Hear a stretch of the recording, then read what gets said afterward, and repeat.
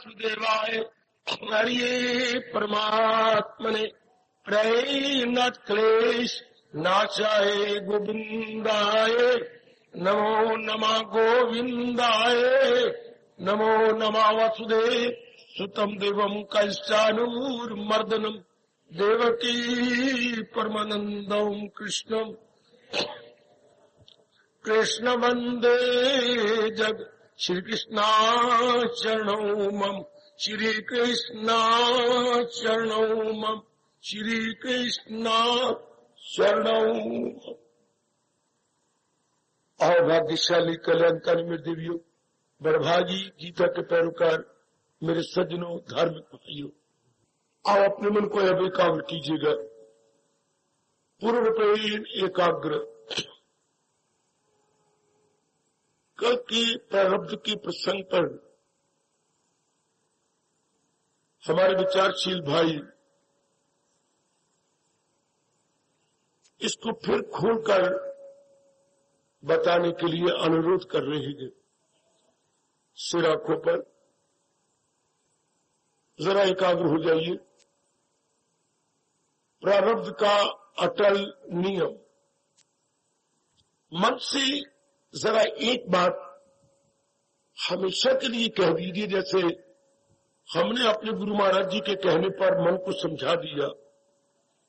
मन ने किन्हीं विचारों पर तो जिंदा रहना है ना। ध्यान दो, ये बड़ा इनकलाबी पॉइंट मेरे स्वामी जी का है। हमारे मन ने इस शरीर में रहते हुए किन्हीं विचारों पर तो रहना है, कोई शक नहीं।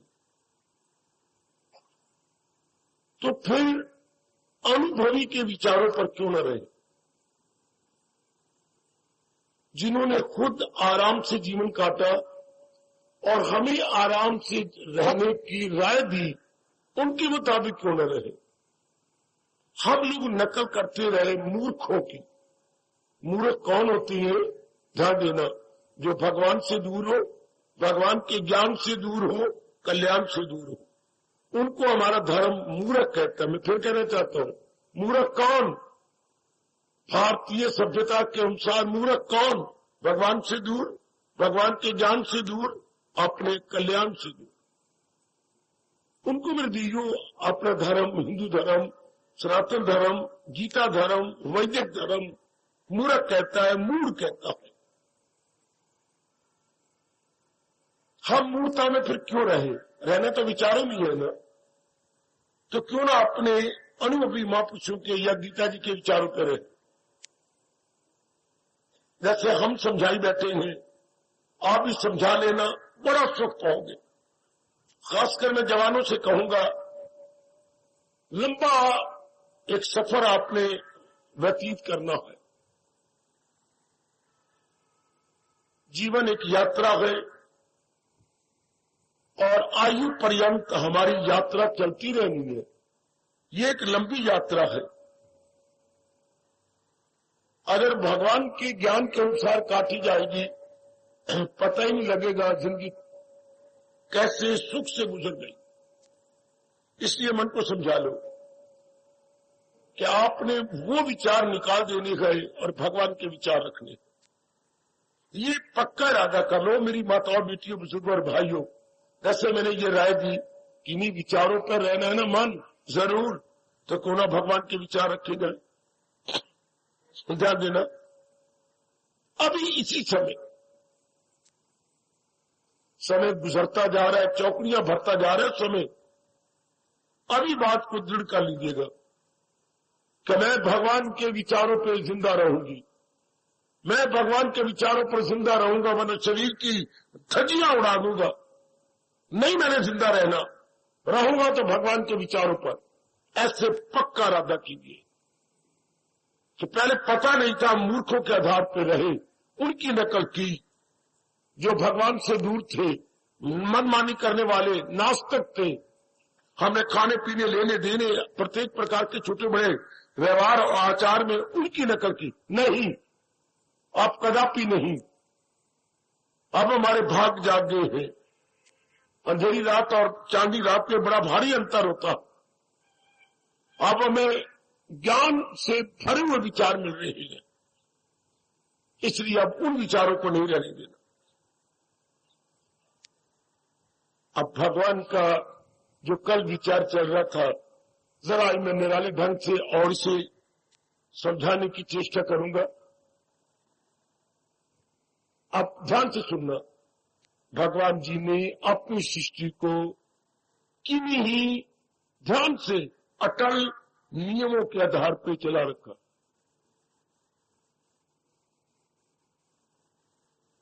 सुनो मेरी देवियों, सुनो। नारी चोला है, बड़े सुख से काट जाओ, वरना तो ये नरक का चोला जी, अगर भगवान के विचारों से न काटे दिए, मुझे क्षमा कर देना, ये नरक का चोला है। नरक का चोला भी नरक का है, पर इतना ज्यादा नहीं जितना एक नारी का। और अगर भगवान के ज्ञान के आधार पर काटा जाए तो स्वर्ग है और मुक्ति का द्वार बन जाता है, अगर महाराज जी के अनुसार व्यतीत किया जाए, और आपने जरूर व्यतीत करना है। तो मैं कह रहा था, ये सारी सृष्टि किन्हीं अटल नियमों के आधार पर चल रही है। अटल को बोलिएगा अनअवॉइडेबल, इनएविटेबल। अटल तो अपने आप में अर्थ दे रहा है जो टाला ना जा सके। अटल, जरा बुद्धि में रखिए, भगवान की सृष्टि किन्हीं अटल नियमों के आधार पर चल रही है। मान जाइए, उन्हीं अटल नियमों को प्रकट करना गीता जी अपना कर्तव्य समझती है। गीता ने जो शरीर में अटल नियम है उसको प्रकट किया। शारीरिक अटल नियम, आगे मानसिक अटल नियम, हाँ, बौद्धिक अटल नियम, हाँ, सामाजिक अटल नियम, हाँ, आर्थिक अटल नियम। कोई खड़ी होकर मुझे बताइए, भगवान ने किन अटल नियमों को प्रकट किया है? आप खड़े हो कोई? मैंने क्या बताया आपको, कितनी जरूरी है ये? फिर समझिए, शारीरिक अटल नियम, घुस जाओ अंदर। मानसिक अटल नियम, चलो ऊपर। बौद्धिक अटल नियम, पारिवारिक अटल नियम और पारमार्थिक अटल नियम। इन्हीं नियमों को गीता प्रकट कर रही है। अच्छा, शरीर किन नियमों पर भगवान चला रही है? अच्छा, मन किन अटल नियमों के आधार पर चल? ये मां का फर्ज था, पिताजी का फर्ज था, या ये ब्राह्मण जो नरक में जाने वाले हैं कि तुम्हें मजबूर होगा, खुद भी ब्राह्मण और खुद कह रहा हूं, ये जो नरक में जाने वाले ब्राह्मण, इनका धर्म था। दान लेते इस हाथ का ये पीछे होता, पहले हमें ज्ञान देते, पहले लंबे हाथों से हमें ज्ञान देते, बाद में अपने पेट भरवा ये अगला हाथ निकाल कर दान दे देते। दिया, ये मेरे मन में बड़ी चोट लगती है। इनका कोई हक नहीं एक झेला भी लेने का, जब तक कि हमें ज्ञान न दे।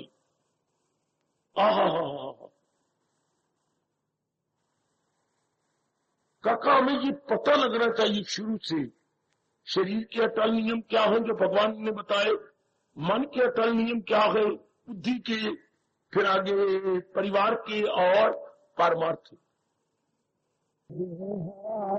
अगर उन नियमों की परवाह न की जाए, न बिगड़ेगा गीता का, न बिगड़ेगी प्रकृति का, न बिगड़ेगा भगवान का। बेड़ा अपने घर कौन है? क्या गम बेहिसाब उनको दिन होके, अपने बेड़ा घर होगा। एक और श्लोक है गीता में जोरदार, जो इस दौर से हट के वो ख्वाहिश का बंदा गुनाहगार हयात उसकी दुनिया में बिल्कुल तबाह हो जाएगा। जैसे आज तक जमाने में देख रहे हो, कोई भगवान के बिगड़ रहा है या कोई जहान का बिगड़ रहा है, हमारे बिगड़ रहा हो। जो भगवान के नियमों को नहीं मानेगा, अपने बिगड़ रहा है। इसकी जानकारी माँ बाप को करानी चाहिए। मैं तो बहुत कह चुका हूं भगवान को, भगवान जी उनको औलाद न दिया करो। जिस माँ बाप के पल्ले गीता का ज्ञान नहीं, तो क्या एकांत में जाके हंसना, मुझे बेवकूफ कहना, जो मर्जी कह लेना, आपकी खुशी। लेकिन मेरी जमीर मुझे कहती है उन्हीं माँ बाप की औलाद होनी चाहिए जिन माँ बाप के पहले गीता जी का ज्ञान, वरना बच्चे गंदे पैदा होते। मेरी बेटियां बिल्कुल बार मुक्ता में लग जाएंगी और बार मुक्ता में नाना प्रकार के क्लेश अर्थात आदि व्याधि और उपाधि। याद रखिए मेरे देवियों, भगवान जी ने हम जैसों पर बड़ा उपकार किया गीता ज्ञान दे करके। ये जो चोटी का ज्ञान हमें मिला है हमारे पर बड़ा भारी उपकार है। जैसे किसी के माँ बाप शरीर छोड़ जाते हैं, बहुत बढ़िया मकान और बैंक बैलेंस छोड़ के गए, तो आप प्रेम भरे आंसू बातें, पिताजी आपने हमारे पर बड़ा भारी उपकार किया। कारोबार चला के गए, आपके रहने के लिए मकान बना के दे गए, बैंक बैलेंस भी आपको 10 लाख रुपए दे गए। कितना बड़ा उपकार है माँ बाप का। इस तरह अब दूसरी ये तो है ना, बाहरी रूप में सुख से रहेंगे। भगवान का कितना बड़ा उपकार है।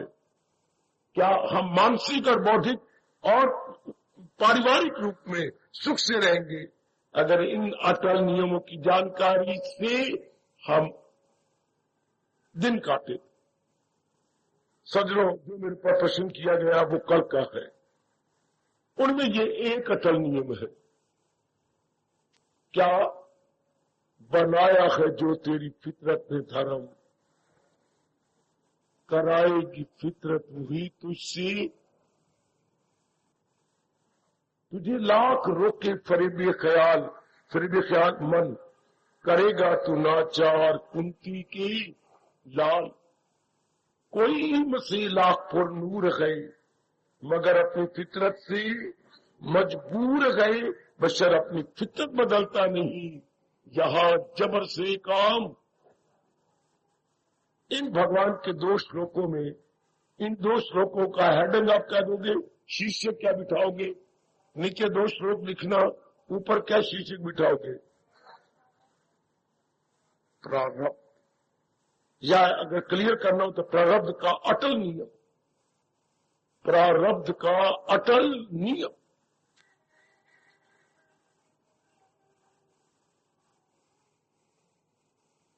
चलो हम सारे पढ़े लिखे हैं ना, मैं भगवान के उन 2 शब्दों को ले लेता हूं, उस पर विचार कराएंगे। कोई इल्म से लाख पुर नूर गए, बहुत पढ़ा लिखा भी क्यों ना हो, मगर अपने फितरत से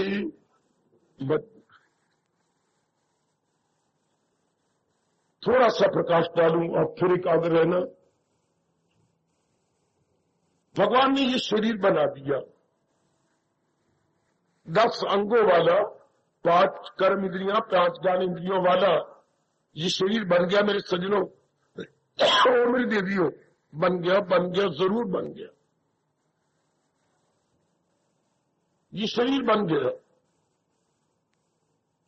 अच्छा, बस ये भगवान ने गजब ढा दिया।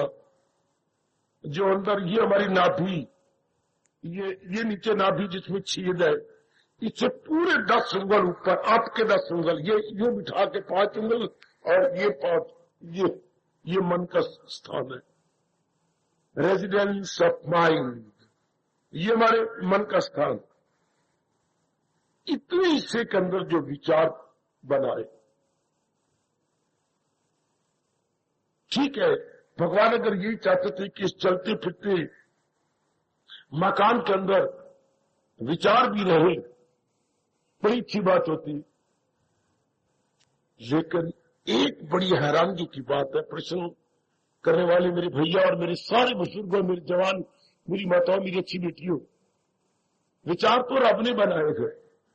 कोई मुझे बताएगा भगवान ने विचार बनाए, कोई साबित करे, या मैं बकवास तो नहीं कर रहा। विचार रब ने बनाए, वो कैसे? काका, गुणों से विचार होती है।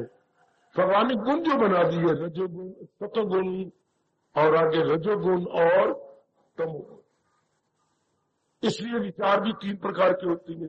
सतोगुणी विचार ये देख लो, रजोगुणी विचार वो जहान देख लो, तमोगुणी विचार जैसे कोई शराब पी के बैठा, लेट गया हो, हमारा मुर्दा पड़ा है, क्या कोई तमोगुणी। कबाबी, शराबी, विलासी, जो इन तीनों में मरा पड़ा है उसे हम तमोगुनी कहते हैं। अच्छा, भगवान ने त्रिगुणात्मक सृष्टि चलाई, इसलिए विचार अलग अलग होंगे।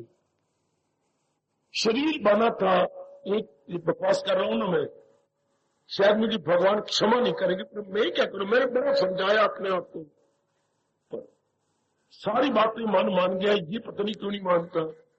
भगवान एक गुण से दुनिया बना, सत्वगुण से। ये रजोगुण तमोगुण डाल के ना भगवान ने अड़ंगा बड़ंगा बना दिया। लगेगा तो मुझे पाप, और मैं बर्दाश्त करूंगा। एक गुण से सृष्टि होती, सारे बराबर होते, सारे। और भगवान उत्पन्न करने का तरीका और बनाते, नारी योनि न बनती। बहुत भारी दुख होता है मादा को, 84 लाख योनियों की मादा है ना, 84 लाख योनियों की स्त्रियां है ना, बहुत दुख पाती, बहुत ज्यादा दुख पाती हैं। जितनी भी नारियां हैं सब योनियों की।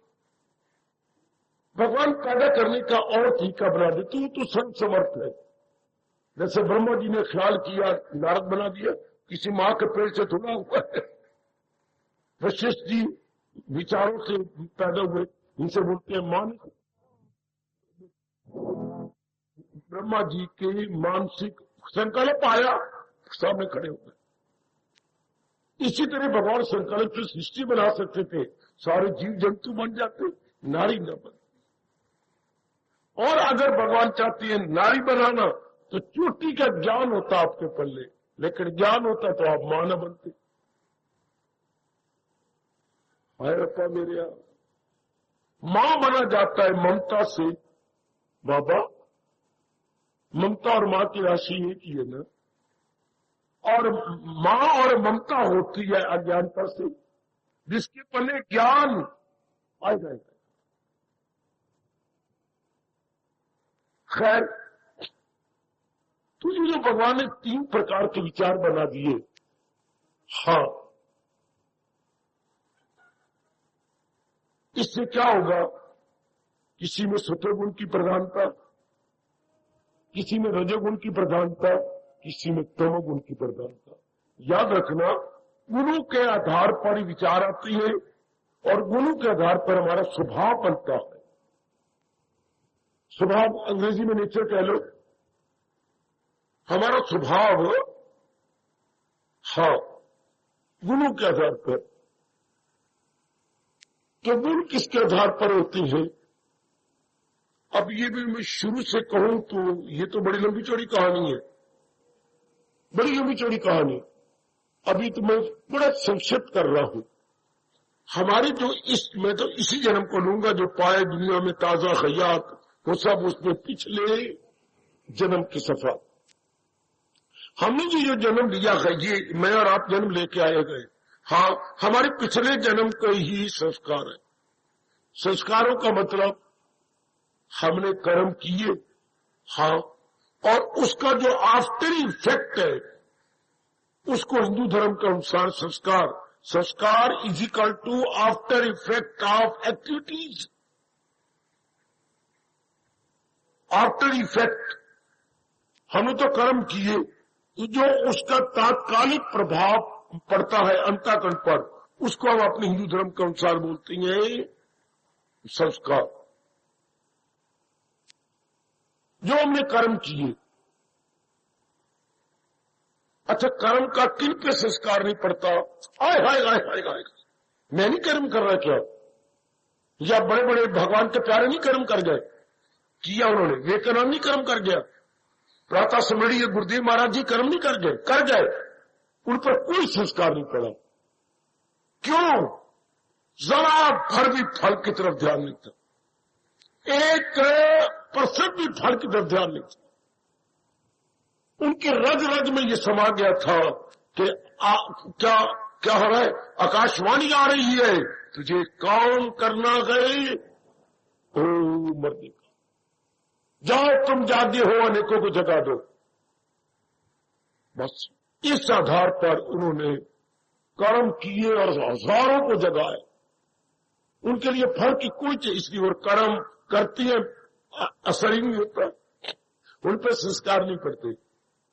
आहा, देखो भगवान का फरमान, सहारा किसी का न ले पल, क्या बनू आगे?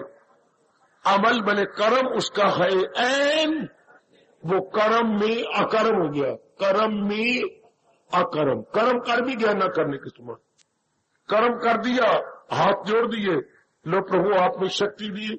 ये उनके सारे के शब्द, यथामति यथाशक्ति मैंने कर्म किया, आप जानो आपका काम करो। बस छुट्टी, कोई संकल्प नहीं, सफुरना नहीं, लेना नहीं, देना नहीं, राग नहीं, द्वेष नहीं। आहा, बड़े प्रेम से मीठी नींद सो जाना, जैसे कोई सुदागर घोड़े बेच के सोता।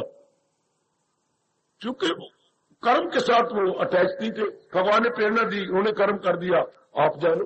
वाह वाह, ये हिंदू धर्म ने कमाल कर दिया, ये खोज करके। कर्म के संस्कार नहीं पड़ेंगे अगर कर्म में फल की चाहना न हो, केवल फर्ज की पहचान हो।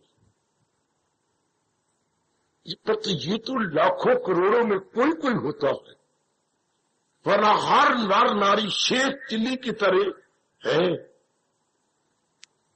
जिसको हम कहेंगे मनोराज्य बनाता है। मनोराज्य, हवाई किले खड़े करके कर्म करते हैं।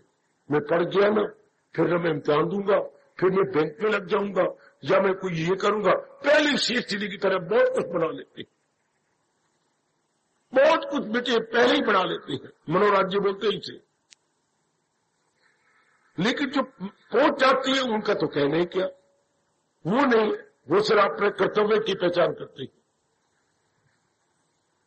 लेकिन आम इंसान चूंकि फल की चाहना रख के कर्म करता है, इसलिए संस्कार पड़ते हैं। चलो संस्कार पड़ जाते कोई बात नहीं, लेकिन संस्कार थोड़ी दिनों के बाद संस्कार हलचल मचा देती है। संस्कार ऐसे समझना अंतःकरण पर, जैसे साइकिल गुजर गया कच्चे रास्ते से, अपने नक्शो निगार छोड़ गया, अपने चिन्ह छोड़ गया। चिन्ह हाथ पेट में ना, अपने चिन्ह छोड़ गया कि नहीं। हम पूरा अनुमान लगा लेंगे यहां से साइकिल गुजरा, क्योंकि साइकिल के नक्शो निगार या साइकिल के चिन्ह हमें दिखाई दे रहे हैं धरती पर, तो वो है साइकिल के संस्कार। अच्छा, अभी बस गई, बस के संस्कार। इसी तरह जब इंसान कर्म कर जाता है और चाहना हो तो अंतःकरण पर उसके संस्कार पड़ते हैं। इंप्रेशंस अंग्रेजी बोलेंगे, इंप्रेशंस ऑफ एक्टिविटीज। अब चलो यहीं तक हो जाता, पर नहीं मेरे सज्जनों, नियम देखो भगवान का। इंप्रेशन पड़ गए, 2 दिन बाद, 4 दिन बाद, 10 दिन बाद इन इंप्रेशनों में हलचल मच गई है। एक मेंढक मरा पड़ा है, 10 दिन देखोगे आपको मरा हुआ नजर आएगा। लेकिन एक मेंढक बेहोश है, किसी जानवर ने उसे दांत लगाया है, 2 दिन बाद क्या आपको हिलता हुआ नजर आएगा, क्योंकि अभी उसमें प्राण है, प्राणों में जान है। हाँ, एक मेंढक में प्राण और जान दोनों नहीं है, तो इसलिए वो डेड है। तो प्राण डेड, संस्कार डेड नहीं होते, संस्कार भस्मीभूत होते हैं, संस्कार अलाइव होती है। बेटे अलाइव को अपनी भाषा में क्या बोलेंगे? सजीव। क्या बोलेंगे? जीव के साथ, जीवन के साथ। कितना प्यारा शब्द अपना, सजीव। और डेड बॉडी को हम बोलते हैं निर्जीव। बड़े प्यारे शब्द है, सजीव और निर्जीव, लेकिन संस्कार सजीव है। ओ मेरे रब्बा, मैं तो आपको क्या कहूं मेरे इष्टे। ये इन संस्कारों में मूवमेंट हो जाती है, और यही संस्कार कुछ दिनों के बाद विचार की सूरत ले लेते हैं। इस पर क्या बोले? हमारे अपने ही संस्कार जो पड़े हैं वो कुछ दिनों के बाद विचार बन जाते। अब ये नियम है, इस पर कोई जरा नहीं होती, कोई कटाक्ष नहीं हो सकता। संस्कारों से विचार बन जाती है। अच्छा, चलो संस्कारों से विचार बन जाते, एक जैसे विचार बनते वो भी नहीं। विचार भी 3 प्रकार के, सतोगुणी, रजोगुणी, तमोगुणी। इसलिए आपके घर के अंदर सारी बहनें एक जैसी नहीं है, भाई एक जैसे नहीं है, और तो और माँ बाप एक जैसे नहीं है। इन दोनों में अंतर है, विचारों में अंतर। आप 2 दोस्त तो पिट के मर जाओ, किन्हीं बातों पर तो आप सहमत है, पर किन्हीं बातों पर आप सहमत का विपरीत अर्थ।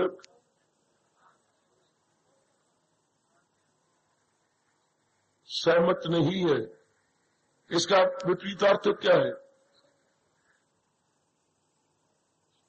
किन्हीं विचार में 2 दोस्त सहमत है, 2 सखियां सहमत है, लेकिन किन्हीं विचारों पर क्या आपको नहीं आता? छोटी बातों पर आप मुझे हैरान कर देती है। सहमत को नहीं आता। मतभेद क्या होगा? मतभेद। आहा, आप सहमत हैं तो उसका उल्ट क्या हो गया? मतभेद है, मत तो मत में भेद हो गया। तो यही मतभेद कुछ दिन बाद बढ़ जाएगा। इसमें आपके बस की बात नहीं, प्रकृति का नियम ये है, सहमत हो जाना और मतभेद हो जाना। अच्छा, इससे क्या हो जाता है? शर्म आती है मुझे बोलते हुए। रब ने सृष्टि तो बनाई है, पर बड़ी विचित्र सृष्टि है। जब तक आप सहमत रहेंगे आपको एक दूसरे के साथ राग रहेगा। जब आप मतभेद बढ़ जाएगा तो आपस में ही द्वेष हो जाएगा, राग और द्वेष। इन्हीं 2 अटल नियमों के आधार पर ये सारी सृष्टि चल रही है। वही पहले अच्छे लगती है जो कि सहमत होती है, वही चंद दिनों के बाद क्या मतभेद ज्यादा हो जाता है तो हमारे में क्या द्वेष पैदा हो जाता है। एक परमात्मा का पूज्य जीव में राग द्वेष नहीं होता, क्योंकि वो इन बातों से उठ चुका ऊपर और हमेशा प्रभु के चिंतन में रहता है या भगवान के क्षेत्र में रहता है। बड़ी दूर की बात नहीं है, मैं छोड़ी जा रहा हूं। वही संस्कार विचार बन गए। हाँ, अब विचार, चलो विचार बन गए, अच्छा हो गया। नहीं ना, वो विचार बार बार उठते हैं। आटा गूंथी तो विचार, आप बाथरूम में नहा रही हो तो विचार, आप बाजार में घूम रहे हो, ये चलते फिरते कैबन, ये छोटा शरीर, हाँ जा रहा है, अंदर विचार उठ रहे। अरे बा, ये क्या कर दिया? शरीर घूमे जा रहा है, अंदर विचार आ रही है। आपको चीज शॉपिंग कर रही है, फिर भी विचार आ रही है। आप आराम से अपनी कुर्सी में बैठे हैं या अपने काउच पे बैठे हैं, विचार आ रही है। अच्छा, अब ये विचार 1 दिन आएंगे, 2 दिन आएंगे, जब तक नींद नहीं आएगी वो विचार जो संस्कार को डोमिनेट कर रहा है, जिस विचार की अधिकता है, संस्कार की विचार की अधिकता बन जाएगी, वो लेटे लेटे भी आएगा। हाँ सरकार, ये सरकार जी, जैसे ये विचार 2-3 दिन आए, सुनो मैं क्या कहने जा रहा हूं, अटल नियम भगवान का, उन्हीं विचारों अनुसार आप कर्म करने लग जाएंगे। ये सब माँ बाप को बताना चाहिए था ना, या भगवान जी हम ये घुट्टी पिला देते जब हम जन्म ले रहे थे, या ब्राह्मण इतने अनुभवी होते कि वो हमें आके बताते, हमारे गुरु बन जाते। कोई भी तो नहीं समझाता। तीन संस्कारों के विचार बनती है, और जैसे विचार बार बार उठती हैं उसके अनुसार क्या होती है? कर्म। चलो कोई बात नहीं, कर्म हो गया, नहीं ना, क्यों? वो जो कर्म हमने किया 2-4 दिनों बाद वैसा कर्म फिर करेंगे, है क्यों? उस कर्म को रुचि के साथ किया हमने उस कर्म को रुचि के साथ, इंटरेस्ट के साथ किया। We execute that activity with interest, with keen interest. जिन कर्मों को आप रुचि के साथ नहीं करते वो रिपीट नहीं होते, उनको हम दोहराते नहीं है। लेकिन भगवान ये सृष्टि चलानी है तो हम रुचि के साथ कर्म करते, उनमें मजा लेते हैं। किसी ने पकौड़े खाए, बड़ी रुचि के साथ खाए, इधर खा वो चटनी भी थी तो ले लेके ना, शुक्र है उंगलियां बच गई उसकी, और गरम गरम थी और बड़े बड़े प्यार से खाए। चलो अच्छे करे, रुचि नहीं बढ़ती है। कहा अभी 3 दिन ही गुजरे, अम्मा ओ माँ, हाँ पकौड़े अंदर दिल क्या करता है, क्यों? आपने रुचि के साथ खाए, वो पेशाब मल भी बन गया उसका, लेकिन नहीं ना, अंतःकरण पर वो अपने संस्कार फिर छोड़ गया, अपनी जो स्वाद का संस्कार छोड़ गया। अब उसका फिर क्या करेगा? आप फिर रिपीट करोगे? हाँ, आप फिर कुछ दिन बाद फिर कहोगे, आज तो अम्मा, चाहे माँ के गले में हाथ डाल के जैसे हम प्यार से बनाते थे, अम्मा क्या पुत्र, फिर बात बन गई, आज ना मैल पूरे खाने, क्यों? कुछ दिन पहले माँ ने खिलाए थे, वो रुचि के साथ का स्वाद अंदर रह गया। हाय उसे तक के लज्जत की लज्जत मिले जिसे दीदे बारी की परम निष्ठा। भगवान कहते जब तक मेरा दीदार नहीं होगा ये संस्कार भस्मीभूत होने ही नहीं, परम दृष्टवा निवर्तते। ये प्रभु दूसरे अध्याय में क्लियर किए, पर मैं बड़ी बड़ी बातें कैसे बताऊं आपको। अब ये वो कर्म बार बार हुआ, हाँ बार बार कर्म करने से आदत बन गई। आदत का मतलब मुझे कोई तो बताए, आदत का मतलब, आदत का अर्थ क्या होता है? कोई बेटा आपसे पूछता है, बेटी अम्मा तूने आदत बोला, आदत क्या होती है? स्वभाव। आदत क्या होती है? बार बार करना। आदत बताइए, आदत किसे कहती है? देखिए कितनी अजीब बात है जो आप साधारण शब्द नहीं बोल अर्थ बताते हैं। हालांकि आदत है, हैबिट, अंग्रेजी में हैबिट कहिएगा, हम अपने भाषा बोलेंगे स्वभाव, स्वभाव को आदत बोलते हैं। तो आदत क्या होती है? काका हो मेरे जवानों और भाइयों, बताओ बेटियों, गुग्गू बन जाती हो, आदत क्या बनी? अब इसको बार बार किए बिना हम रह नहीं सकते। We are bound to repeat, one is bound to repeat. कब वो आदत कहलाएगी? ऐसी लगाइए अंदाजा कितनी आदतें बन चुकी हैं। कोई देखे बिना रह नहीं सकता, आपसे प्यार किए बिना रह नहीं सकता, वह कोई गंदे गंदे गीत है अश्लील, हाँ वो सुने बिना रह नहीं सकता, फलानी जगह जाना है रह नहीं सकता। इस तरह देखती है आंखों कुछ आदतें पड़ गई हैं, विशेष विशेष पदार्थ, विशेष विशेष चेहरे, विशेष विशेष कपड़े। अगर आप गहराई में जाए तो मरा पड़ा इंसान।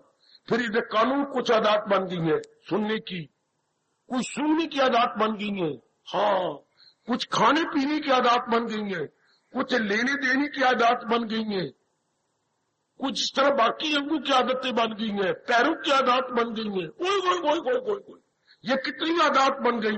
हाँ इजिकल टू करेक्टर। इन नाना प्रकार की आदत को लेकर के जो कहेंगे चरित्र है, कैरेक्टर, चाल चलन। सिर्फ एक नहीं चाल चलन, कोई लड़की के पीछे है, ये लड़का लड़की तो कैरेक्टर खराब है, गलत। हर एक अंग की आदत को कैरेक्टर बोलते हैं हमारा देश। जो आंखों को देखने का अभ्यास बन गया, नहीं रह सकती, कान नहीं रह सकते, फलाना गीत सुनना है, फलाना जी ऐसी गाती है, जो गाता वो सुनना है। वो हर एक इंसान के घर में कैसेटें पड़ी हैं अपने गाइयों की, लेकिन आपने वही कैसेटें रखी है जो आप यूज्ड टू है, अंग्रेजी बोलती है यूज्ड टू, जिसकी आपको आदत है कि एक खास गवैये के सुनने की आदत है। ये खास आपके घर में कितने कैसेटें पड़ी होंगी, आपके जो खास खास गीत जहां से आती हैं, इस कैसेट का नाम क्या है, तो वो आपको अच्छी लगे कानों को, ये आदत पड़ जाएगी। इसलिए सारे अंगों का हाल है, 10 के 10 अंग। इन सारे अंगों की आदत को कैरेक्टर बोलते हैं। अच्छा, पर अगर विचार एक जैसे होते, हम सब की आदत एक जैसी न होती। अगर हम सारों के विचार, माताजी के, पिताजी के, बहन के, भाई के, सारे के जो परिवार है, छोटा सा कुटुंब है, छोटा सा कुटुंब एक जैसा अगर होते तो हम सारों को एक जैसी होती, एक जैसी चॉइस। बहन को कोई कैसे पसंद है, छोटी बहन को कोई और पसंद है, कोई और रवैये की। वो भैया तो पर बस भैया तो खोटा रवैया, उसको गंदी गंदी गीत पसंद है। और आगे मां बेचारी हमारी बस वो तो और ही प्रकार की है। ये अलग अलग क्यों है? अलग, चूंकि संस्कार अलग अलग लाए हैं। सारे हमारे जीव पिछले संस्कार अलग अलग लाए, उन्हीं से अलग अलग विचार बन गए हैं, उन्हीं से अलग अलग कर्म होती हैं, वही हमारी आदत बन गई है। अब वही आदत चरित्र बन गया है। अब ये बने कैसी? जैसे अब पीछे संस्कार लाए। अब इंसान छोड़ सकता है? कदापि नहीं। इसी को जो पिछले संस्कार लाए गए, मेरे प्रश्नकर्ता, मेरे बेटियों, इसी को बोलते हैं प्रारब्ध। कुछ संस्कार तो हमने पीछे पूरे कर लिए, अब वो हो गए हमारे से, लेकिन काफी संस्कार रह गए हैं जिनको हम अरमान कहते हैं। सुनो, जिन्होंने लंबी जिंदगी काटनी है। अरमान मैंने unfulfilled desires, unfulfilled desires still to be fulfilled, जिनको भगवान ने मौका देना पूरा होने का, वो हमारी वो जो रह गई अधूरी, वो जहां पूरा होना है, ऐसे ही माँ बाप हमें मिला, ऐसे ही वातावरण में मिला है, जहां जब वो हमारी अधूरी कामना, वासना पूरी होनी है, या उसको प्रारब्ध कहते हैं, जो पीछे थी। अच्छा, उसी के अनुसार आपको माँ बाप मिले, आपको गली मोहल्ला मिला, आपको नारी का चोला मिला, कभी भी बुरा भला कहा करो, आपके अपने प्रारब्ध है। जो भगवान ने ये शरीर दिया, या ये घराना दिया, ये गली मोहल्ला दिया, ये श्रीमान जी दिए, ये श्रीमती दी, या आगे जो बच्चे मिले चौदह मुन्ने, ये जो दिए, ये हमारे अपने संस्कारों के अनुसार। या मैं आपको इस रूप में नजर आ रहा हूं, बिल्कुल अपने संस्कारों के अनुसार।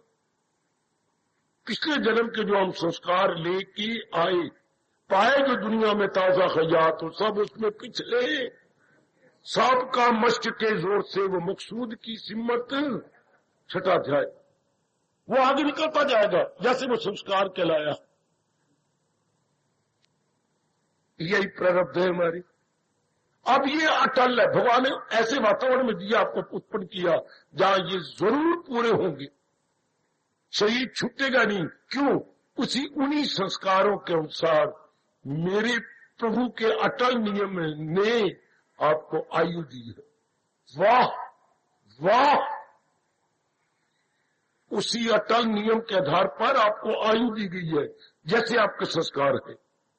वो तो सर्वज्ञाता है, पता है इनको 40 साल लगने हैं संस्कार को पूरा होने में, 50 साल लगने हैं, 60 साल लगने हैं, 70 लगने हैं, 80 लगने हैं। देख लीजिए, बालक मरते जा रहे गए, पर बूढ़े बैठे अभी। छोटे पेट में बच्ची मर जाती हैं, पैदा होकर मर जाती हैं, जवानों का एक्सीडेंट हो जाता है। उनकी प्रारब्ध पिछले जन्म की इतनी थी, तो क्या सारे संस्कार खत्म हो गए? अब ये रब ने जो और नियम बना दिया, इंसान नए प्रकार के विचार कर लेता।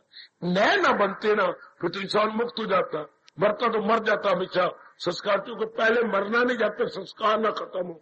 हाँ, 12 ने जी प्रारब्ध के अधीन है। अब मैं रब को क्या कहूं, 4 ने ये नए प्रकार के संस्कार बनाता,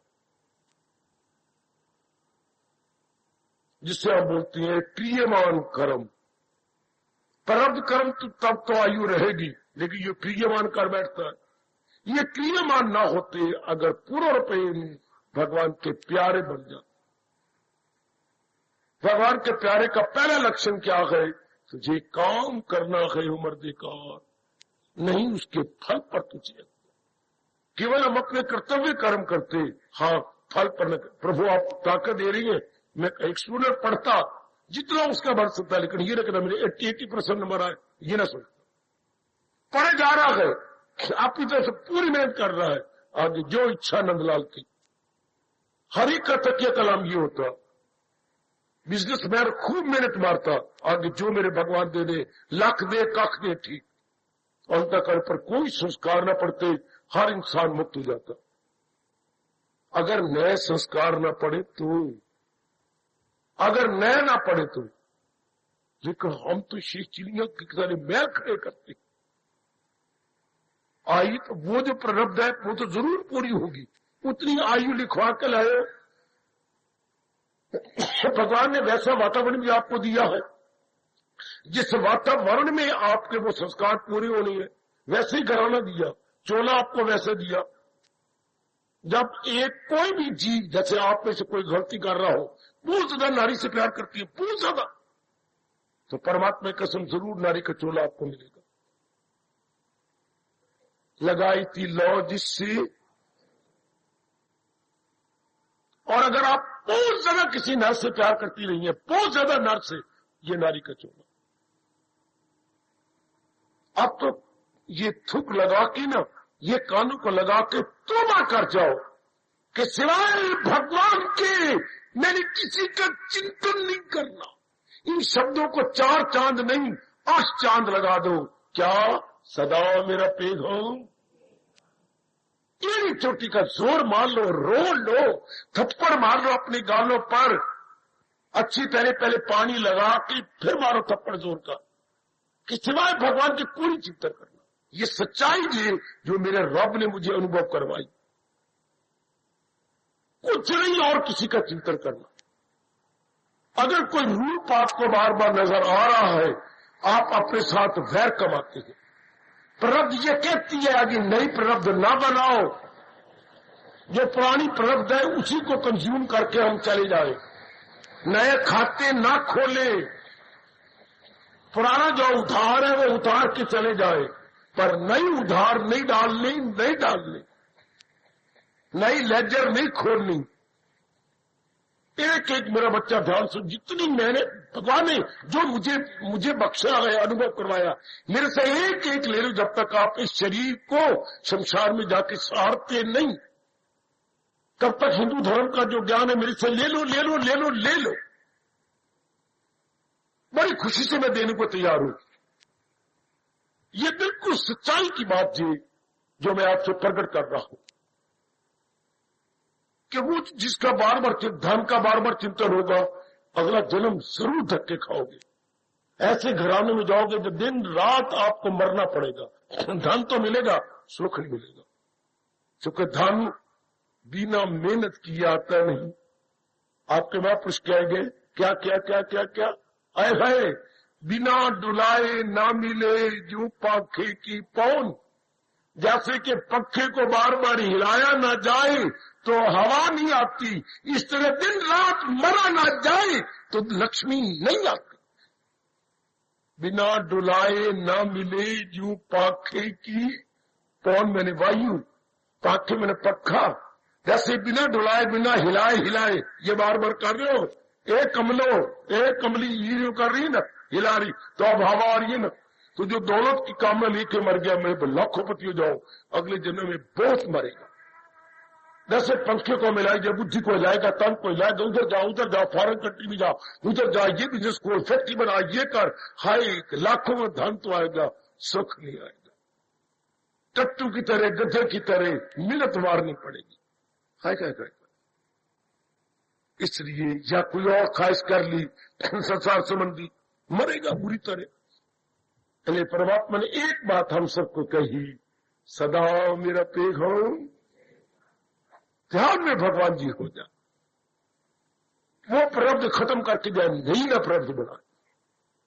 पहले ध्यान से सुन लो बेटी, वो अपनी पिछले जन्म की प्रारब्ध जो हमारे प्रीवियस है वो तो हम पूरे करके जाएंगे, नहीं ना बनाए, ये देखना। नहीं कौन नहीं बनाएगी या बनाएगा, जिसके चिंतन में भगवान, जिनके ख्यालों में भगवान, उसकी नई प्रारब्ध, नया खाता नहीं खोल रहा, उसकी नई लेजर नहीं खोल रही। हाय हाय हाय हाय, सुन मेरी बच्ची, करोड़ों की बात। अब तो ले ली नारी का चोला, पत्नी बन गई, मां बन गई, मामी चाची पता नहीं क्या क्या बन, स्यापा पर डाल लिया। अब आगे नहीं, तो आगे कौन किसका नहीं होगा? जिसके चिंतन में भगवान। ये कहती है गीता, समझाती है गीता, है लिखाती है गीता, बनाती है गीता, उड़ाती है गीता, और भगवान से जा मिलाती है गीता। कि चिंतन में भगवान कर दो। अगर मैं सही रूप में चिंतन में अपने इष्ट देव को ला चुका हूं तो आप पर जरूर असर पड़ेगा, क्योंकि बोलने वाले का ही असर पड़ता है। आपके चिंतन में भी भगवान आ जाए। हर एक मेरे बुजुर्ग और मेरे बेटे के चिंतन में भगवान। ये आपने खास निगरानी करनी, मन को समझा लो कि चिंतन में मैं किसी नारी को नहीं लाऊंगा, मैं चिंतन में धन को नहीं लाऊंगा, पढ़ाई को नहीं लाऊंगा, अपने शरीर को नहीं लाऊंगा, ख्यालों की दुनिया में मैं किसी संसार के प्राणी पदार्थ को नहीं लाऊंगा। भूल के भी नहीं, वरना घाटे में जाओगे, बड़ी बुरी जगह जन्म लेना पड़ेगा। इज्जत को नहीं लाऊंगा, मेरी इज्जत हो, मेरा ये हो, अगले जन्म में धक्के खाओगे। जैसे ये देख लो, गांव कोई जीवन है। जैसे ये मिनिस्टर की उम्मीद रखने वाले कितने गांव में गए हैं। श्री फूलचंद जी बता रहे हैं कि 256 गांव में जाना पड़ता है। 256 कितने गांव हैं इनके इलाका, हल्का कहूं, इनके बीट में या इनके हल्के में, इतने गांव में, और कितना नगर के कितने घर में, किस तरह पेड़ से मंदिर में भी प्यार से मंदिर में आए। बाबा जी आपका आना सिर मत्थे, आशीर्वाद जरूर। अब देख लो, फिर मेरे कर दो उनको भी मंदिर। पहले ये जो नए जीव आए थे, मैं तम्बाकू वाला हूं, तो मैं फलाने वाला हूं, तो मैंने उसका आया तम्बाकू वाले हैं, मैं गीता वाला हूं। बेचारा आप पे से बाहर हो गया कि चंगा तम्बाकू वाला गीते वाले से मिला। बहुत अच्छी है कि रजोगुनी मिल रहा सतोगुनी से, कि तम्बाकू वाला शहर में खड़ा होगा तो वो आए, ठीक है, आशीर्वाद लो गीता वाले की। बाजी मेरा घर पूरा हो गया। इतना कह के अपनी कार पे चढ़ गया, जब आपने घर में गीता वाला हूं तो मैं तम्बाकू वाला हूं, तो घर पूरा हो गया मेरा। तो ये सारे तो देखो अपना मन मार के, जमीर मार के आना पड़ता है ना। ये कौन है जिन्हें पिछले जन्म में इज्जत की तमन्ना की? ये तो आंखों से देखो, हमारे आंखों के सामने है। धक्के खानी, इनको धक्के खाना नहीं कहेंगे, इनको रुलना नहीं कहेंगे, इन्हें जमीर मारना नहीं कहेंगे, इन्हें नक कटवाना नहीं कहेंगे। नक कान कटवा के जाना जगह जगह कईयों ने बुरे भले शब्द भी कहे, सुना दिया मुझे, फलाना ने मुझे गांव में ये कहा, फलाना ने ये कहा, आपने सहन कैसे कर लिया? मैं क्या करूं? हमारे यह बाली जी आते, आज नहीं आए, इतनी रख के सुनाई। मिलिट्री रिटायर ऑफिसर है, पता इनका क्या स्वभाव बना हुआ। अब आए वोट लेने, आओ कुर्सी में बैठो, और पहले मैंने पानी का पिलाया, फिर कुर्सी पे बिठाया, फिर मैंने 1.5 डल्ला भी जूते मारे, बातों के जूते, कि जरा मेरे लिए गाल तो करो। उन विचारों का उठना ही मुश्किल हो गया। लेकिन ये इज्जत का, ये देख लो कितना बुरा हाल। और ये भी आप देखते हैं, जितने बड़े बन जाएंगे,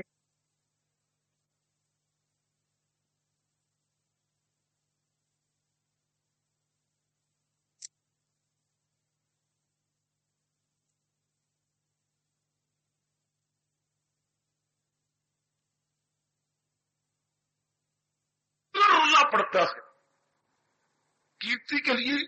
आपके सामने ही है, कितना जाना पड़ता। नाम तो रखवा लेते हैं श्री कीर्ति प्रसाद, पर उस कीर्ति को लेने के लिए कितना रोना पड़ता। ये सारी बातें सामने रखकर पक्का इरादा कर लो, वो प्रारब्ध तो थी पिछली, अब नई प्रारब्ध नहीं बनानी। इसलिए मैं अपनी बेटियों को माताओं का करता हूं, नई प्रारब्ध नहीं बनानी। नई प्रारब्ध किसकी नहीं बन रही? 1000 बार मेरे मुंह से करवा लो, जिसके चिंतन में भगवान, जो इस बात को पक्का किया जा रहा है, सदा मेरा पैगाम। अब उसके कोई संस्कार, पुराने संस्कार खत्म हो जाएंगे, नए पढ़ने को आएगा। विचार करो। बड़ा मैंने सोचा, सोचते सोचते मैं कहा चला गया। बड़ा बेहया है, उससे फर्स्ट बोल रहा हूं। सोचते सोचते रब के पास ही चला गया और समाधि लग गई। क्योंकि सोचने का अंत क्या है? जहां कोई सोचना नहीं। सोचने का अंत है जहां कोई विचार नहीं, कोई सोचना नहीं। मन ऐसा तल्लीन हो गया कि वो विचार ही खत्म हो गया। ऐसा पक्का कर लो कि भगवान का चिंता नहीं कर, तो वो प्रारब्ध खत्म हो जाएगी जो लेके आए हैं। नई प्रारब्ध कोई नहीं, बिल्कुल कोई प्रारब्ध नहीं। दमे वापसी भी जो ये ज्ञान हो हासिल उसे ब्रह्म निर्वाण। ये है प्रारब्ध की कहानी। प्रारब्ध तो पूरा होना है, तो निश्चिंत हो जाएंगे हम कि जो मेरे प्रारब्ध में वो तो होना ही है, जो नहीं वो नहीं होना। ये ऐसा विचार पक्का हम पुरुषार्थ कर रहे हैं। फिर हमें ये भी ख्याल कोई नहीं कि जो प्रारब्ध वो तो होता रहे, मुझे उससे कोई परवाह नहीं। जो समय का कर्तव्य है वो मैंने निभाना। बस प्रारब्ध अपना सिर सड़ा जाएगी, अपने आप पूरी होती रहेगी। क्यों? कोई तमन्ना नहीं, कोई इच्छा नहीं, कोई राग नहीं, कोई द्वेष नहीं, कोई संकल्प नहीं, कोई विकल्प नहीं। ओए कोठरी खाली हो गई। किससे? विचारों से। संकल्प विकल्प से कोठरी खाली, विचारों से कोठरी खाली। ऐसा जीव आप सबकी कसम निकल गया भगवान के साथ में, ख्याल उसके वश में तो मान। बिल्कुल शानदार बात भगवान ने बताई। अगर कर लो पर यह प्रारब्ध पर यकीन पक्का हो जाता है तो निश्चिंत हो जाती। सकल विकल्प भी कोई रहता, कोई सकल पुरुषार्थ कर रही है जिस प्रकार का है, लेकिन चिंतन में भगवान ये कर दिखाओ, इस जन्म में कर लो, अभी शुरू कर दो। क्योंकि मैंने नहीं रुलना, मैंने इस जन्म में रो लिया, अब तो भगवान ने हमें गीता जी दे दी है, अब नहीं रुलना। अब अटल नियम क्या है? मैंने कहा कई किन्हीं अटल नियमों के आधार पर दुनिया चल रही है। तो एक नियम में पर बात चल रही है। क्या नियम है? कि क्या उसी शय से अर्जुन लगाई थी लो जिससे हासिल। जब ये अटल नियम मना लो अपने मन को, तो फिर तो जीत जाता है। बस फिर भगवान ने ठीक कहा ना, जिसको ये समझ आ गई, सुन मेरी बेटी, फिर भगवान ने ठीक कहा ना, क्या तन मन से करता है वो तेरे से प्यार थोड़ा करने आएगा, या तू उठ के किसी नर से प्यार करने जाएगी, या कमाने के लिए जाएगी, कदापि नहीं। फिर क्या होगा? फिर मन वचन कर्म से हम अपने इष्ट देव के प्यारे बन जाए। वो तन मन से करता है भक्ति, इसी से आपकी जमीर कहेगी वो तर्क। उनको और कोई चिंता नहीं सूझे, चिंतन करें क्या? प्रारब्ध पर भरोसा रखते हुए वो चिंतन में भगवान चला जाए। तो आपको तो प्रारब्ध में भी भगवान का भक्ति करना है बेटी, आपके प्रारब्ध में भी तो भक्ति करना है, वरना यहां थोड़ा खुद भगवान कह रही है कि प्रारब्ध में भक्ति न होती बेटी। तो अब यही रस सिनेमा में होता। कई मेरी बेटियां सिनेमा में बैठी हैं, कई बेटियां क्लबों में बैठी हैं, कई बेटियां जरा बन ठन के थोड़े थोड़े कपड़े पा के क्लबों में बैठी है, पार्क में बैठी है। और कई मेरी बच्चियां देख लो, इस इन टंटों से बचने के लिए भगवान की वाणी में आ बैठी। देखो सारे पर रश इतना सा सिनेमा हॉल में भी होगा और जगह भी होगा और एक सत्संग भवन में भी। ये क्या है? अपने प्रारब्ध को हमेशा खत्म करके जा रही है। वो अपने नए सिरे से लेजर बुक खोल रही है, नए सिरे से उनके लेजर चल रही है। फिर नया तकना होगा, मेरी बेटी वहां बैठी तक रही होगी, कुछ खा रही होगी, और गोलगप्पे और स्वाद अंदर इकट्ठा हो रहा होगा। कोई श्रीमान जी के साथ मजाक कर रही होगी, कोई हाथ मार रही होगी, कोई यूं कर रही होगी, कोई ये। एक और नर का मन में भाव पैदा होता जा रहा होगा। हाय, सिनेमा में देख के और राग द्वेष बढ़ता जा रहा होगा। कोई टीवी के आगे बैठ के और अपने अंदर नेगेटिव क्वालिटी पैदा करते जा रहे होंगे। और आप पुरानी प्रारब्ध को साड़ कर नई कोई प्रारब्ध नहीं बनाने जा रहे। आप उड़ारियां भरने जा रही हैं, नई प्रारब्ध कोई बना नहीं रहे। और वो नए जन्म नया बीज डाल रही है अगले जन्म का है, अगले जन्म का बीज पड़ रहा है। आपकी प्रारब्ध क्या हो रहा है? यूं ज्ञान अग्नि में जाते गए जल, बुरे हो अमल या भले। आपकी प्रारब्ध खत्म होती जा रही है, नई नहीं पड़ेगी। अगर इस तरह जीवन काट रहे हैं, एक ही बात में लाख की कह रहा हूं, अगर आपके चिंतन में भगवान जी, अगर आपके ख्यालों की दुनिया में भगवान जी आ गए हैं, ये कोठड़ी और अंदर ख्याल सिर्फ केवल भगवान के। बेटे ये चलती फिरती कोठड़ी, ये मोबाइल कोठड़ी या वॉकिंग एंड स्पीकिंग हमारी कैबन, और अंदर देखो विचार किसके उठते हैं, अंदर विचार क्या आ रहे हैं? केवल भगवान के। बस ऐसे जीव की कोई नई प्रारब्ध नहीं बन रही, पुरानी प्रारब्ध खत्म हो जाएगी। इतनी आयु भगवान ने आपको दी है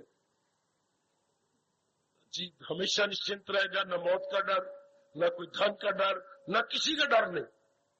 डर उससे डर के चला जाता है, डर प्रारब्ध को मानने वाले से डर के चला जाता है, डर प्रारब्ध को मानने वाले से डर के चला जाता, भाग जाता है कि इसको मैं क्या करूं, ये तो इससे ऊपर उठी बैठी है।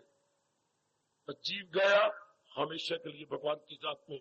फिर जो मैं आखिर में कहता हूं, फिर जो शक्ति इसको चला रही है शरीर को, हाँ वो यहां है, ये दो भ्रुवों के इस तरह ये चमक रही है भगवान की यह शक्ति, वो पावर है, एनर्जी है, हाँ जो इसकी चला रही है।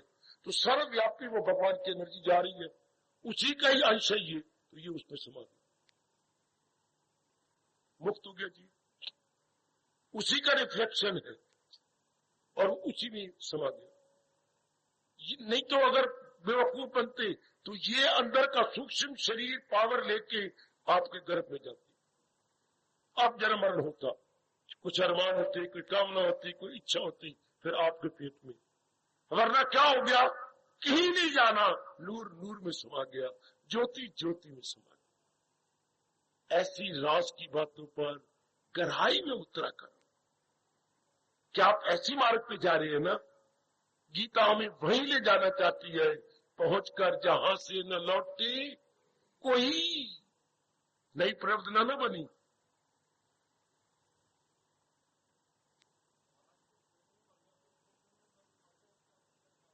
क्या क्या कह रहे? हाँ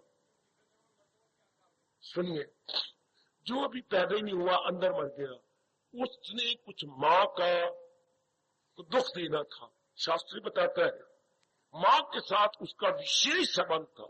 कोई ऐसा जीव था जबकि माँ ने उसको बहुत सिताया था या दुख दिया था, उसका केवल माँ के साथ संबंध था, वो इतना ही दे करके वो चल सकता।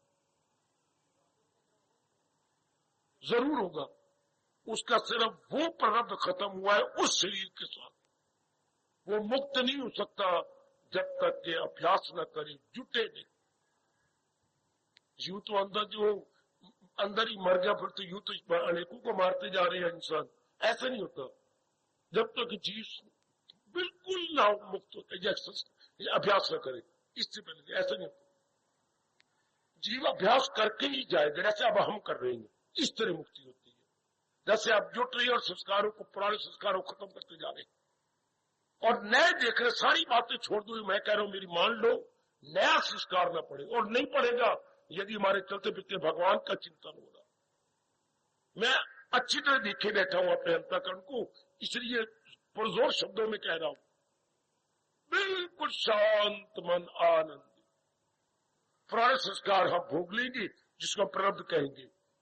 नया बीज ही कोई नहीं, कोई बीज नहीं, कोई खेती नहीं, कोई बीज नहीं, कोई जन्म मरण नहीं होगा। जीव छूट गया, निकल गया। ये आपकी गीता कह रही है। बस अब पुराने भुगतान प्रारब्ध वो तो भुगतान ही हमने, नया में कोई नया चिंतन ही कोई नहीं। ये है प्रारब्ध की कहानी, बिल्कुल शांत आनंद। फिर भी मैं खत्म करता हुआ कहूंगा, चिंतन में भगवान को लाओ। हमें पिछले जन्म में तो बताया नहीं गया ना, है भाई ये रब ने बनाया क्या है, जन्म पर जन्म लेके जन्म पर जन्म, ज्ञानी जरूर पहुंच जाए आखिर को मेरे खसूर। बहु नाम जन्म नाम अंत ज्ञानवान मां प्रपद्यते। बहुत जन्मों के अखीर में जाके जीव ऐसा बन, जैसे अब आप बनते जा रहे, जैसे मेरी बताएं बेटियां बनाती जा रही हैं, बस लाख नहीं करोड़ की एक बात, चिंतन में भगवान। चूंकि नियम, अटल नियम क्या है, लगाई थी लौ जिससे पिछले दिनों में हमने मिट्टी पाई, अंगारे पाए, सिर में राख डाली, कईयों को चिंतन करते थे और कईयों के चिंतन के संस्कार लेके मर गए। कईयों के तभी तो आपकी शादी हुई, तभी तो आपने शादी की, एक नहीं दो नहीं 7 लावा फेरा ले लिए, तभी तो आपको कई चीजें मिली हैं। मुझे क्यों नहीं मिली, आपको क्यों मिली, मेरे मन में क्यों नहीं आया कि मेरी भी शादी हो? ऐसा विचार किया करो ना, मेरे मन में क्यों नहीं आया, इनके मन में क्यों नहीं, इनके क्यों आया? है ना कोई अटल नियम रब का? हमारे से कोई बात में चिढ़ जाते थे, क्या बात है, और कोई देर जहां में बात नहीं रही, केवल यही अच्छा अच्छा चले, केवल यही बात रहेगी आपको करनी हो। हम चिढ़ते थे, बुरा बनाते थे, तो आपने उनके शौक होते था, क्यों, क्या फर्क है दोनों में संस्कारों? दोनों ही हम, ये भगवान जी ने कहा नमूना सा गोया अया कर दिया, नमूने, अब दोनों नमूने बैठे हैं, दोनों नमूने हम हो पिछले संस्कारों के अनुसार। इसलिए अब तो पक्का कर लो ना, आपके संस्कार थे, घराना ऐसा मिला, माँ ऐसी मिली, बाप ऐसा मिला, सारे ऐसे मिले, श्रीमान जी मिले, श्रीमती मिली, बच्चे बुच्चे कुछ ऐसे हो गए, बस अब हो गया प्रारब्ध। नई प्रारब्ध तो नहीं बना रहे बाबा, कौन बना रहा है? जिसके चिंतन में नाम रूप आ गए, उसकी बदकिस्मती है गीता सुनकर। अगर ये श्लोक आप पे लागू होता है, लगाए जो महसूस, बस वो मोया मोया मोया मोया मोया। मैं कहता हूं ये लागू करो, सदा मेरा पे हम जिसे, ये श्लोक आप पे लागू हो, ना कहे लगाए जो महसूस अशिया से मन, ताल्लुक बढ़े उनसे और हो, ये न श्लोक लागू हो। बस प्रभु की कहानी खत्म, लेना देना खत्म, राग द्वेष खत्म, मन का चिंतन खत्म, आय हाय अच्छा, जन्म मरण खत्म, नर नारी का चोला खत्म, ओए होए। सिर्फ अगर ये हम मन को समझा लें, क्या मेरे चिंतन में भगवान होगा। नहीं पता था तो नहीं पता, पता लग गया तो इनकलाब जिंदाबाद। अब धार्मिक इनकलाब आ गया, मानसिक इनकलाब आ गया है, पारमार्थिक इनकलाब आ गया कि कुछ भी कौन हो जाए, मैंने अपने चिंतन में भगवान रखना है। समझे मेरे बुजुर्गों, ओ मेरी जवान भाइयों, बताओ मेरी नेक बेटियों, नहीं पता था नहीं था, अब नहीं, अब तो बस भगवान से लौ लगानी है, उन्हीं से हमारा कल्याण है। व्यवहार करते रहो, लेकिन ये देखती हूँ कि चिंतन में ना मैं इतना व्यवहार न करूं कि मेरे ख्यालों में यही आने लग जाए, इतना व्यवहार न करूं चाहे मेरे श्रीमान जी है कि ख्यालों मेरे यही आ जाए, ना दोनों ऐसे तर जाओ। भगवान करो ख्याल।